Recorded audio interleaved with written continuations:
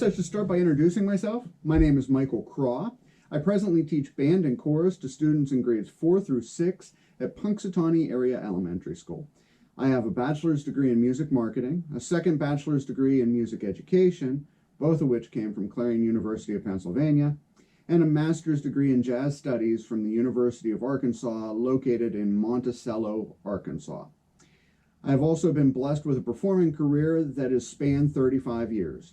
During those years, I have been fortunate enough to share the stage with rock and roll legends, jazz legends, a few of my childhood idols, and some truly, truly gifted musicians. I want to start by thanking St. Francis University and Mr. Randall Cradafil for giving me the opportunity to do this masterclass. I also would like to say that I hope all of you are staying healthy and safe during these unprecedented times. With all that being said, you are going to see me looking down at my notes on my laptop from time to time, just to kind of keep me focused and in line with where I need to be and what I need to talk about. Today, we are going to discuss my favorite instrument, the saxophone. Not that you can tell by the scene that I have set up here. And oddly enough, it didn't take me very long to set all of this up. I have most of them ready at hand. To be honest, my saxophone advice is going to come from a place of jazz. That's typically where I hang and where I enjoy playing the most. I can discuss and do classical saxophone playing, but have found that I and a lot of others are more interested in the jazz side of things. Now, you need to work on where you want and where you need to be.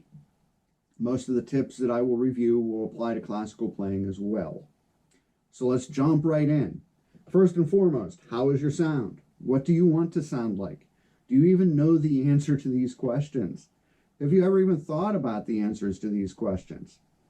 To be honest, I've spent years working on finding the answers to those questions, and then working on improving my own sound. I had the misconception that reeds, mouthpieces, the brand of saxophone I played, and the way I had my saxophone set up to play would take me where I wanted to be. Please don't misunderstand me. These are all very, very important factors. And they can definitely help, but they really aren't the only factors to consider. What I've learned over the years is that your own personal sound and the true amazing sound comes from somewhere within. I know that this sounds kind of deeply mystical, but hopefully we can clear it up as we work through this. I realized all of this when playing with a group of very talented musicians quite a few years ago. One gentleman played on a student line Armstrong saxophone with a stock mouthpiece. He had a better sound than anyone I've ever heard, even to this day. The other gentleman, the lead tenor player, played on quite possibly the thinnest reeds I had ever heard anyone using, and had an amazing sound and an immense amount of control. Both of these factors had gone against everything that I had been taught previously. What I had discovered is that their sound came from the work that they had put in to get to that point, as well as doing tons and tons of listening to other players. Sound, therefore, is a combination of things, but the first step in developing sound is practice. So, how much practice do you need? I really don't believe that there's a concrete answer to this question. I was once told by one of my professors that an hour of practice each day lets you maintain any progress that you've made previously. At 2 hours per day, you start to actually see and hear your improvements daily. With that being said, I still feel it's personal and really depends on what you want to be able to accomplish and how much practicing you're doing presently. If you're not practicing at all right now, or say doing far less than an hour per day, then don't start with an hour a day. That will just discourage you, wind up with embouchure hurting, and you'll be frustrated.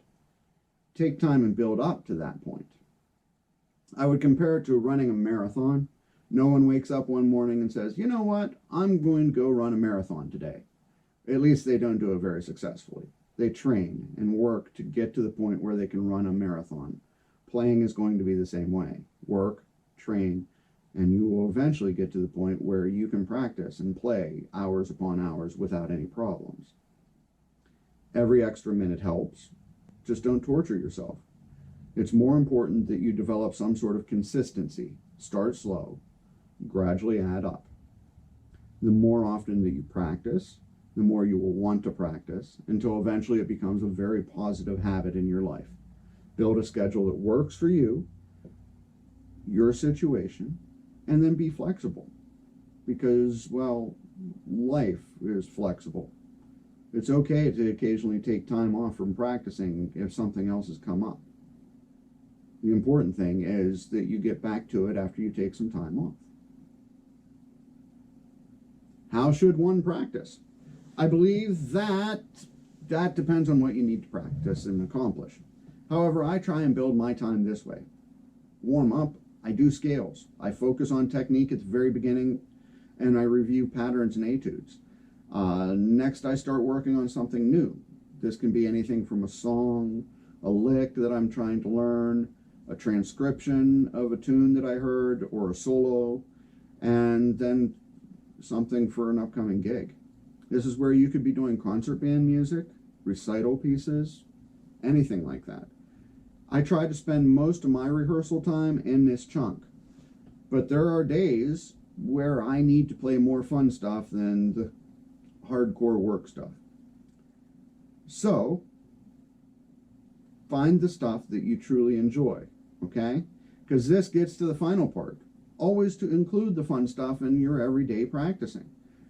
This is where I just play all the tunes that I like to play. Doesn't matter what they are, doesn't matter what genre they are, it's just the stuff I like to play. What do you like to play? You have more access to anything than anyone ever imaginable in history. The internet is a great resource, and tons of the resources out there are totally free. There are tons of play-along recordings and apps as well to help with that. Take the time to add these fun things to your world and you won't be disappointed. I personally like to use the Alfred series of play-along stuff. A lot of fun tunes, plus they give you an opportunity to solo as well. I have also gotten into using fake books. I mean, there's 1,000 tunes in here. I use the real book, buy them in the key of the horn you're playing, like B flat is for soprano and tenor, E flat for alto. You probably already know that. The neat thing about the fake books now is not only are they great to buy them all and get together with a group of friends and play, but there's an app called iReal Pro that you can download for, I use it on my phone, and then a Bluetooth speaker system. All of the backgrounds are programmed in there. They give you a count off, and they play background, and then all you have to do is play the lead. You can even set it up for the number of times that you would like to play through the song. You can set it up to change the key if you don't like the key that it's in. You'll just have to transpose the lead sheet. And you can also set it up to go faster or slower than what they have it programmed in. I find this really convenient because, one, if you're practicing a piece, slow it down a little bit. Two, there's a lot of tunes out there that throughout the years of playing, I learned them differently than the way they want to play it in the app. Well, that's okay. Then I just speed it up or slow it down to the way I learned how to play it throughout years of playing. It's a lot of fun, and I highly recommend doing these type of things. Research it. There's tons of stuff out there. Look, find the stuff that you want to do.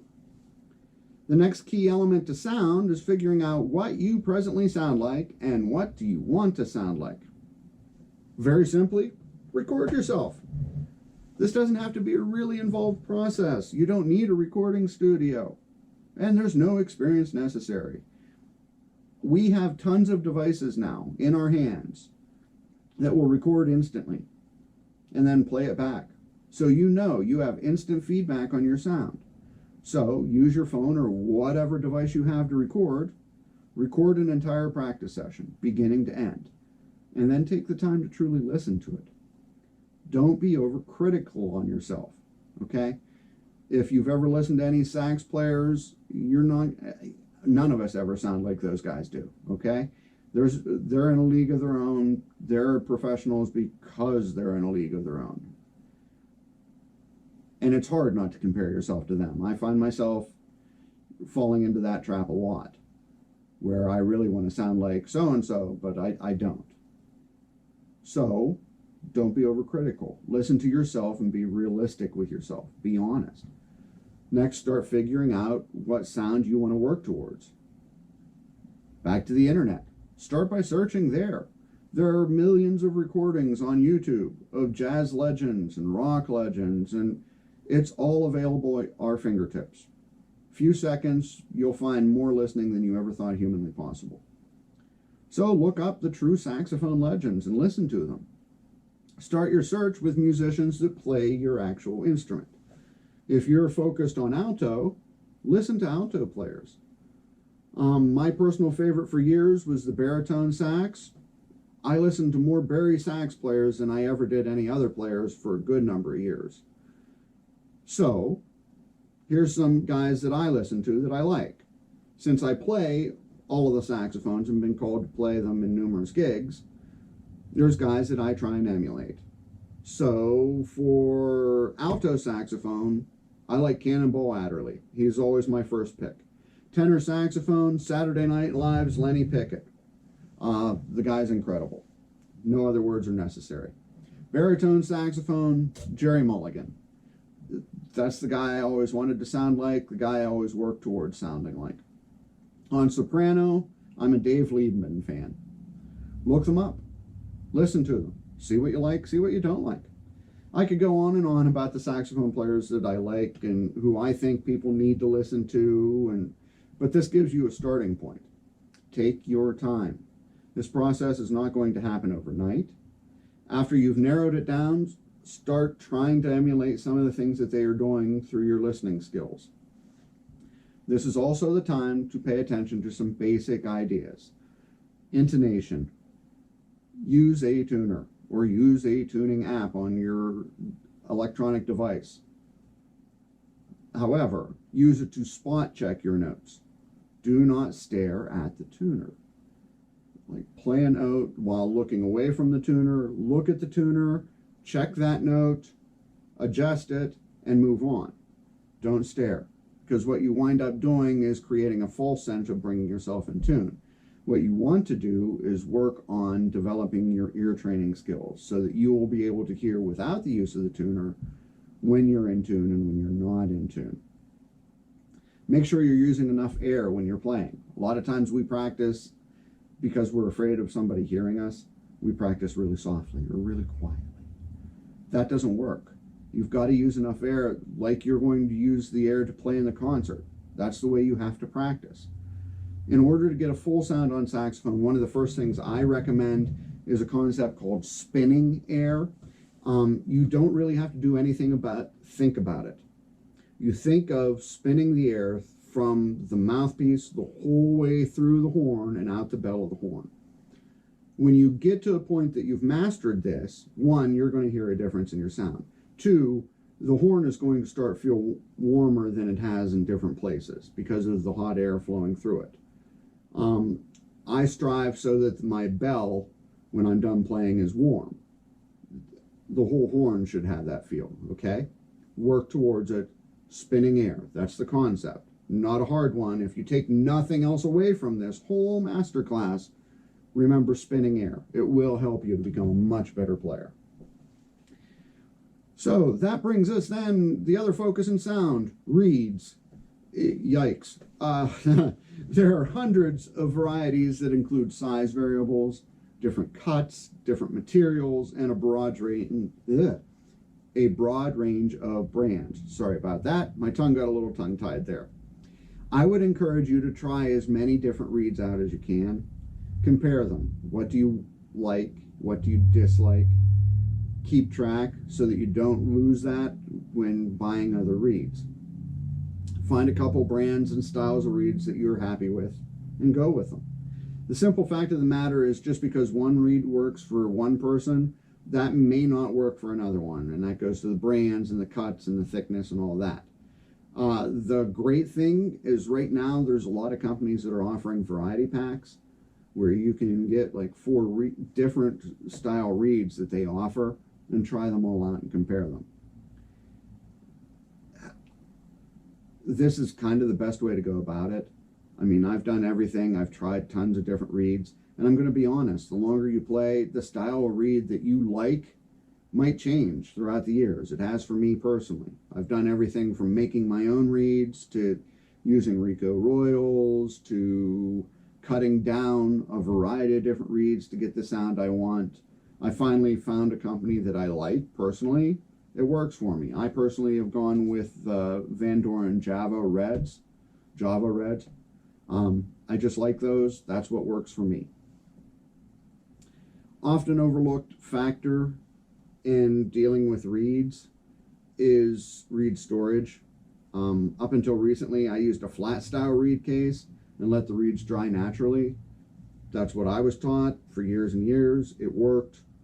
However, I found that my reeds were going dead by the end of a couple uses or an extended gig. Dead reeds are equal to terrible sound and a lack of consistency in overall sound. So based upon the recommendation of a friend of mine that I was studying with, I've now been using what's called the Reed Juvenate system. They make a couple different styles of cases here. Reed Juvenate, R-E-E-D Juvenate, okay? It's awesome. They hold 3 reeds. They come in 2 basic colors, black or orange. The only reason I went with this wonderful fluorescent orange was to keep my baritone sax reeds. In my mind, it was easier for me to keep track of what reeds are in what case, so I don't have to look through 3 different cases to find the reeds I need for a gig. The way this works is on the inside, there's a sponge down inside of here. And you take basic Listerine, not the flavored stuff, the real old yellow colored actual Listerine. You pour it in, leave it soak up into the sponge, drain off the excess, and put your reeds in around. There's 3 reed holders there. You can put, they come with extra slips so that this is my alto and soprano reed case. They come with a handy dandy string. They also come with a magnet that you can put on and attach it to the base of your music stand. Very great system. I found that whatever, I don't know the science behind it, and I'm not going to pretend to. I do know Listerine is killing the germs that come from our mouth into our reeds, and the reeds are lasting much, much longer. Well worth checking out, well worth looking into. Mouthpieces. There are probably more mouthpiece varieties than reeds. Do your research. Find a mouthpiece that will assist you in getting the sound that you want. The key word is assist. I cannot stress this enough. The mouthpiece is not going to magically transform you into a saxophone playing legend. There's no equipment that will do that. When you are doing your mouthpiece research, be sure to think about your ligatures as well. Most mouthpieces either come with a ligature or have a list of ones that are recommended for that particular mouthpiece. I generally go with what they're recommending. I've found that most their setups, they know what they're talking about. Go with it. There are millions of combinations. You can try out all of them if you want to. Just make sure you have the time to do it. Another aspect to consider when researching your mouthpieces is the overall opening of the mouthpiece, like the main bore size, and then the gap that occurs between the reed. Okay, you're not going to be able to see this real close, but overall bore size, that's the inside size, and then the gap between the reed and the actual tip of the mouthpiece. There are comparison charts on the internet. If you're looking at mouthpieces, I would find one of those comparison charts and compare them to what you're using right now. The key advice is don't step up too far. If you're using a stock mouthpiece, that's the one that came with your horn. Those are great. Those will get you through for a good number of years. But if you want something different, you want to step up to a better mouthpiece, make sure you don't jump up to get too large. Nothing is more frustrating than buying a mouthpiece that's way too big for you and you can't get sound out of it. and you won't be able to control it the way you think you should or the way you want to. Make gradual steps up. Don't jump all in right away. Now, saxophone brands. This is a tricky subject, and some people will argue and disagree, and there's lots of opinions on saxophone brands. So first and foremost, there are definitely better quality horns out there, and if you are even serious about playing, then maybe investigate the possibility of a step up or even a pro line horn. With that being said, again, there are tons of truly good playing, good sounding saxophones available. Everyone wants a Selmer. I mean, I'm in the same boat. I'd love to have all Selmers. But because everyone wants a Selmer, they're outrageously priced. You don't need to spend $5,000 or up to get a great horn. And $5,000 is generally the starting point on a lot of the pro line saxophones. Shop around. There are great used saxes showing up all of the time. Don't get hung up on the, I've got to have this particular brand. Unless you have unlimited funds, don't be afraid to try out some different horns at different price points. Find one that fits your budget. They are out there. Trust me. One of the keys that I found is to let people know that you're looking. You know, the more people that know out there, hey, I'm looking for a step-up horn, they'll ask you what brand you're looking for. Maybe have some that you really like and know. Tell them. You never know when that friend's going to stumble across one. There are stories about people stumbling across pro-line saxophones at a yard sale for $100. I've never been that lucky. I mean, I've been lucky, but not the $100 pro-line horn. Mine has generally been $500 and up. Okay? Me personally, while some of the new horns are fantastic, like I love the way that the Cannonball horns play. I really like a lot of the Yamaha stuff. They play really well. They're out of my price range. So I really stick to the vintage horns. And I love the vintage horns. I love the sound. I love the feel. And I like the look that comes with a vintage horn too. You know, they've been through the mill, some of them, and they have some age, and some of them look pretty beat up, some of them look really beautiful. They're just neat instruments. Some of the ones that I really like, as far as the brands, Buffet, Kahn, King, Selmer, Martin, those are all great brands. Now, each of those companies had what was called stencil horns. They were put out to other stores.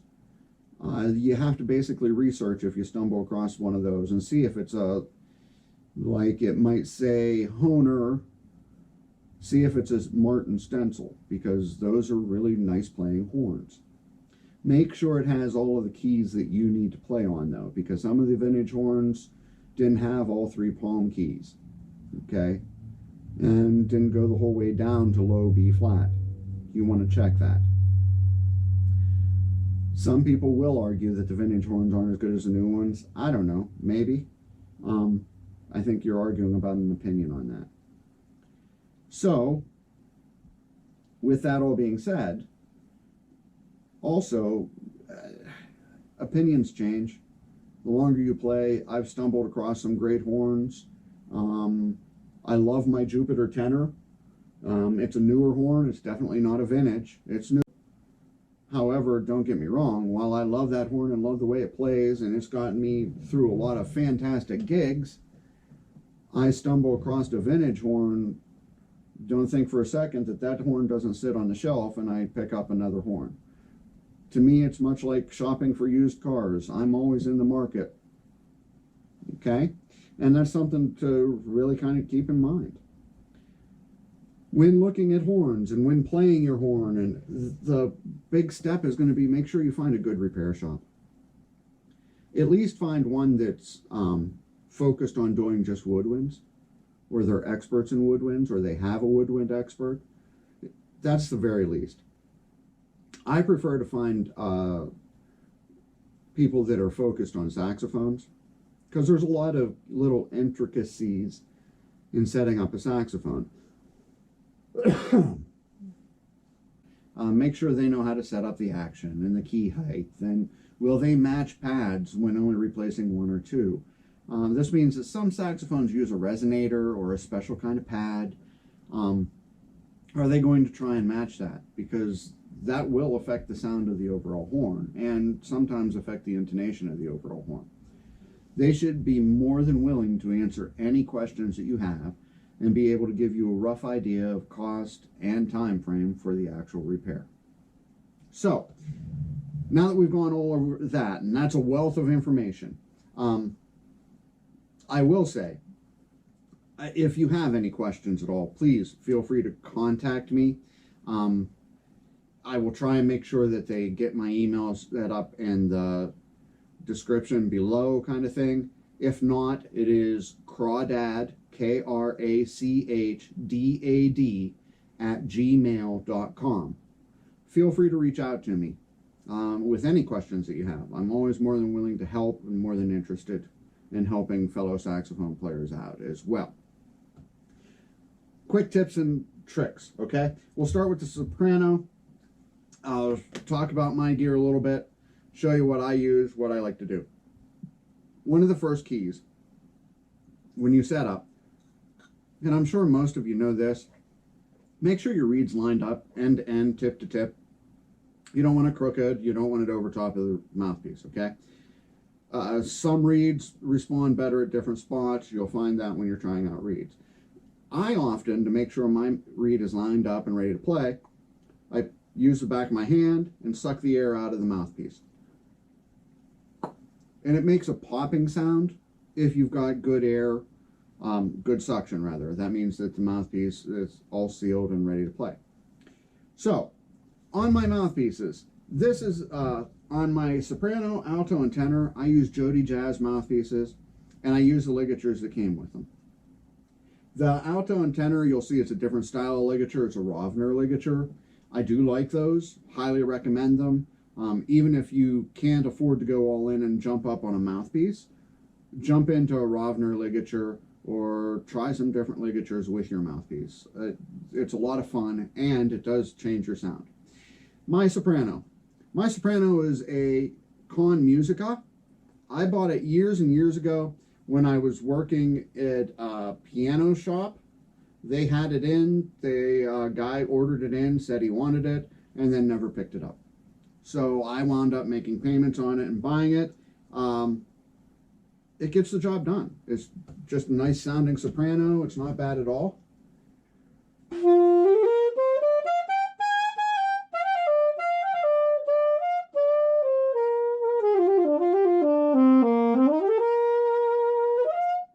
Okay, soprano sax.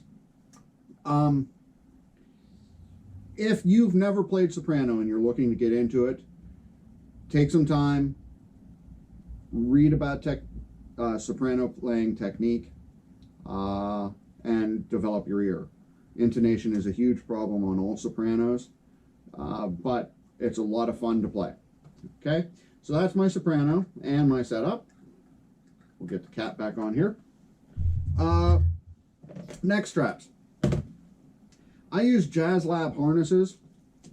A few years ago, I had some heart problems, and my cardiologist told me I could no longer use a neck strap on my neck because of the pressure. And it's something I believe now that everybody should look at. Maybe the pressure is too much.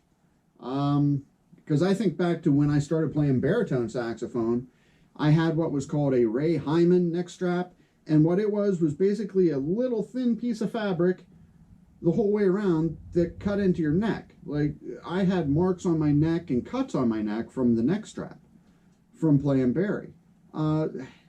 It shouldn't be painful to play. There are more comfortable neck straps out there. This works for me. I'm not making recommendations or telling anybody what to go buy, but I would definitely check on a more comfortable neck strap. My alto. My alto is a vintage buffet Super Dyne action. I've had it worked on. I just love the horn. I mean, I love that old look. I would never pay to have it re-lacquered because I think the lacquer really does help with the sound. Again, I said that I'm Jody Jazz mouthpiece, Rovner ligature, and I'm using the Van Doren Java red boxes.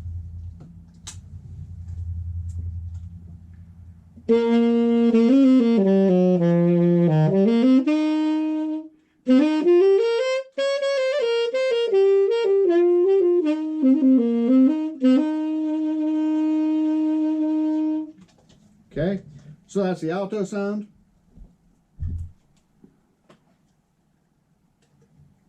All right, my tenor. My tenor I bought from a friend quite a few years ago. It's a Jupiter. There's been all sorts of stories about it. I don't know what's actually true. I know it's a good playing horn, and I really like my tenor. All right. The rumor is it was a custom built Jupiter Pro line. Whether that's true or not, I don't know. I couldn't tell you at all because I've played a lot of Jupiters throughout the years, trying them in different repair shops, in different vintage shops, and different sale shops. The upper end Jupiters kind of feel similar, so I'm not really sure if it was a custom build horn or not.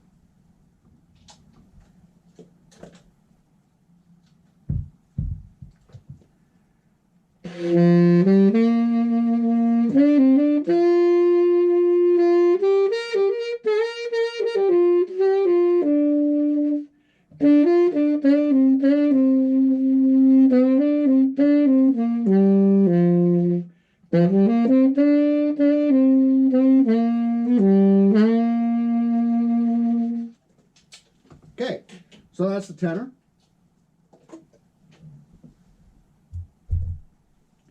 And now we'll go to the longer Jazz Lab harness that I have for the Barry.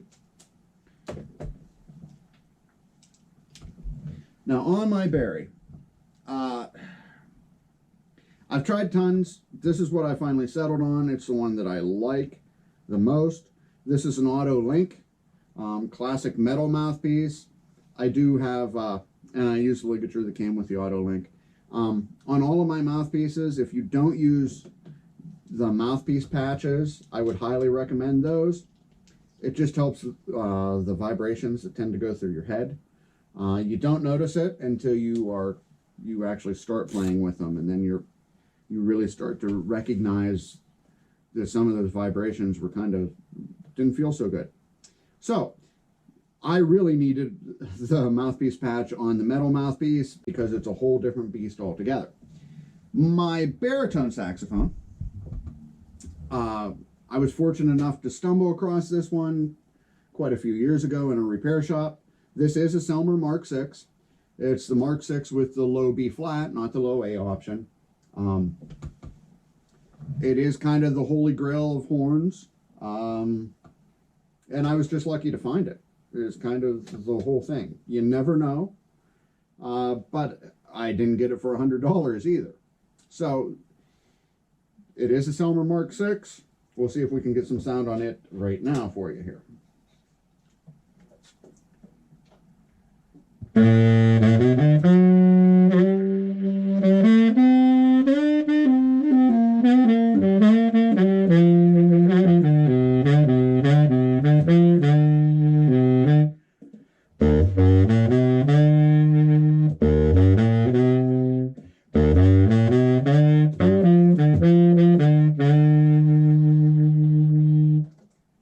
Okay, and that's my baritone saxophone. Okay, and I'm not sick. I know some of us have had coughs in the video. Talking for a long extended period of time sometimes causes my voice to get a little bit dry and a little bit hoarse. So, with all of that being said, if you have any questions at all, please reach out to me. That email again is crawdad, KRACHDAD, @gmail.com. Thank you very much for giving me some of your time. I greatly appreciate it. Stay safe, stay healthy, and happy playing. We'll see ya.